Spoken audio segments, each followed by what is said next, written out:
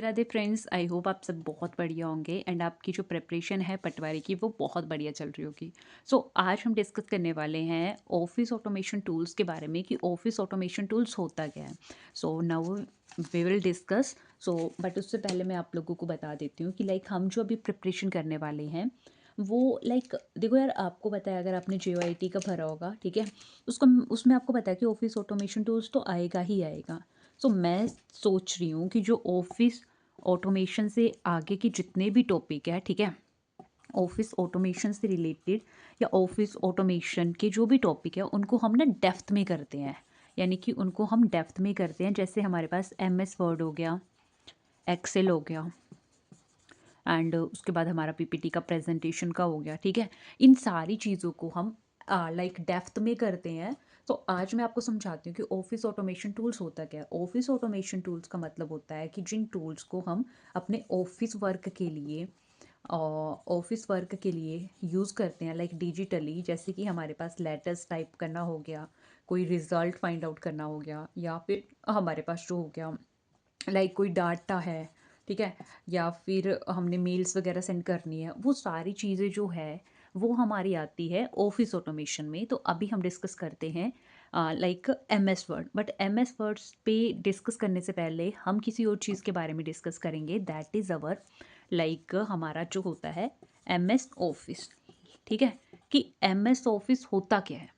अभी हम डिस्कस करने वाले हैं अपना MS ऑफिस जो होता है उसके बारे में हम डिस्कस करने वाले हैं।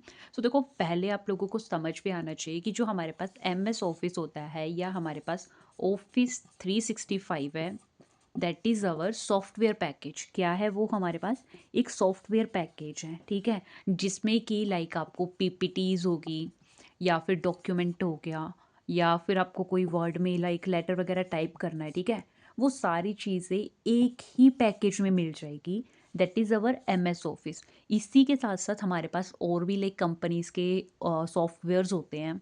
जैसे एक हो गया हमारे पास MS ऑफिस, सेकंड हो गया हमारे पास लिब्रे ऑफिस, ठीक है। लिब्रे ऑफिस जो कि रिसेंटली तो अभी लेटेस्ट में ये यूज़ नहीं होता है वैसे, बट ये भी एक ऑफिस है और ये जो होता है वो फ्री वर्जन है, ठीक है, ये फ्री वर्जन है। थर्ड आ गया हमारे पास iWork, जो कि हमारा iOS के लिए यूज़ होता है, यानी कि एप्पल्स वगैरह के फ़ोन के लिए होता है और ये पेड होता है, ठीक है। एंड फोर्थ आ गया हमारे पास गूगल का, ठीक है, गूगल। सो इसमें क्या चीज़ होती है कि ये जो होता है गूगल का वर्क स्पेस होता है, ठीक है।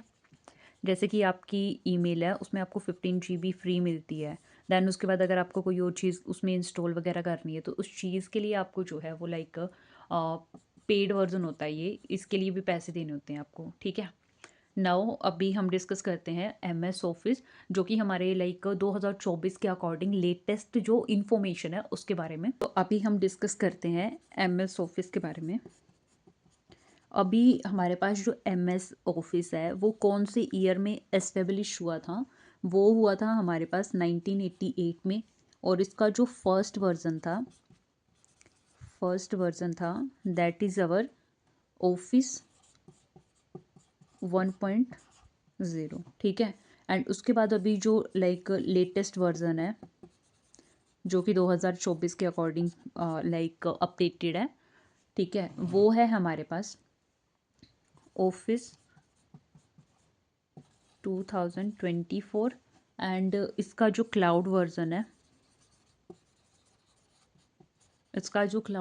है वो हमारे पास है ऑफिस 365 या माइक्रोसॉफ्ट 365, ठीक है। एंड ये मैं आपको बता देती हूँ कि जो हमारे पास ऑफिस 2024 है वो कब बताया गया था। वो हुआ था हमारे पास अक्टूबर 2024 में, ठीक है। एंड उसके बाद अभी हम इसके वर्जन्स के बारे में डिस्कस करते हैं कि कौन कौन से। अभी हमारे पास जो इसके वर्जन्स है, ठीक है, ये लेटेस्ट अपडेट है। पहला जो इसका वर्जन था वो था हमारे पास ऑफिस 1.0, 2.0, 3.0, 4.0, फिर उसके बाद 95 के बाद 7, एंड उसके बाद था 2000 और XP में हमारे पास X जो होता है उसका मतलब होता है एक्सपीरियंस, ठीक है। और 2003, 7, 10, 13, 16 और उसके बाद 19, 21 और 24 अभी लेटेस्ट है। उसके बाद मे बी शायद 3 साल बाद आएगा, तो 27 में होगा इसके बाद, ठीक है। एंड इसके जो लाइक एप्स वगैरह रहते हैं जिनका हम लाइक इसके सॉफ्टवेयर के पैकेज में क्या क्या होता है, वो होता है हमारे पास Access, Excel, OneNote, Outlook, PowerPoint, Publisher, Word, Skype for business, यानी कि बिजनेस के लिए स्काइप का यूज़ होता है। मेनली हम जो यूज़ करते हैं वो करते हैं पावर पॉइंट का, वन नोट का भी कर लेते हैं, एक्सेल का भी कर लेते हैं, एक्सेस का भी कर लेते हैं थोड़ा बहुत, एंड उसके बाद करते हैं एक वर्ड का, ठीक है। अभी हम डिस्कस करते हैं कि जो हमारे पास ऑफिस 365 है, ठीक है, लाइक उसका डिस्कस करते हैं हम डेप्थ में। तो हमारे पास जो MS ऑफिस होता है यानी कि माइक्रोसॉफ्ट ऑफिस होता है 365, वो एक क्लाउड बेस्ड सॉफ्टवेयर है, ठीक है। And integrate sale Microsoft existing online application. Release हुआ था ये हमारे पास 28 जून 2011 को। इसका जो रीनेम हुआ था वो पहला हुआ था माइक्रोसॉफ्ट 365। और इसमें जो लाइक हमारे पास सब्सक्रिप्शन के बाद स्पेस मिलता है वो होता है हमारे पास 6 TB, 1 TB पर यूज़र। क्लियर है। तो अभी जितना हमने MS ऑफिस के बारे में लाइक समझा है उसके थोड़े से हम MCQ डिस्कस कर लेते हैं, ठीक है। सो हमारा पहला जो MCQ है वो है कि name the Microsoft word processing software. Word processing software कौन सा होता है हमारे पास, लाइक जिसमें हम टाइपिंग कर सकते हैं, तो वो होता है हमारे पास MS वर्ड का, ठीक है। स्प्रेडशीट, स्प्रेडशीट का मतलब होता है जिसमें हम लाइक एक डाटा, एक कैलकुलेशन वगैरह को जो है वो काउंट करते हैं, तो वो क्या होता है हमारे पास MS एक्सेल। यहाँ पे हम लिख लेते हैं MS एक्सेल, ठीक है। इसमें लाइक शीट्स आती है ना हमारे पास। उसके बाद आता है प्रेजेंटेशन सॉफ्टवेयर, तो वो होता है हमारे पास MS पावर पॉइंट। और डाटाबेस सॉफ्टवेयर होता है हमारे पास MS एक्सेस। क्लियर है। माइक्रोसॉफ्ट का जो वीडियो कॉन्फ्रेंसिंग सर्विस होती है उसका क्या नेम है, तो उसका जो नेम है वो है हमारे पास टीम, ठीक है। एंड उसके बाद नेक्स्ट क्वेश्चन है कि name the cloud based software of MS office. तो हमने अभी डिस्कस करा कि क्या था वो, तो वो था हमारे पास Office 365। First version of MS Office कौन था, वो हमारे पास 1.0, ठीक है, यानी कि ऑफिस 1.0।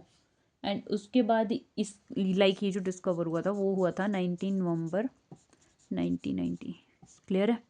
एंड उसके बाद MS office which type software, MS office जो है कौन सा सॉफ्टवेयर है, किस टाइप का सॉफ्टवेयर है, तो वो हमारे पास है एप्लीकेशन सॉफ्टवेयर। एप्लीकेशन के फॉर्म में आता है ना ये हमारे पास, सिस्टम सॉफ्टवेयर थोड़ी होता है कि बिना इसके इंस्टॉल करे आपका सिस्टम भी वर्क ना करेगा, ठीक है। तो ये थे हमारे पास MS ऑफिस से रिलेटेड।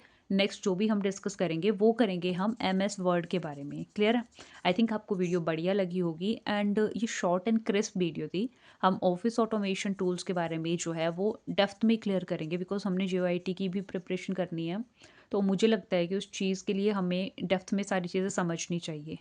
और तो कंप्यूटर्स तो देखो यार सारे ही पढ़ लेंगे, बट अगर पढ़ना है तो अकॉर्डिंग टू एग्ज़ाम पढ़ो, अदरवाइज़ कोई फ़ायदा नहीं है, ठीक है।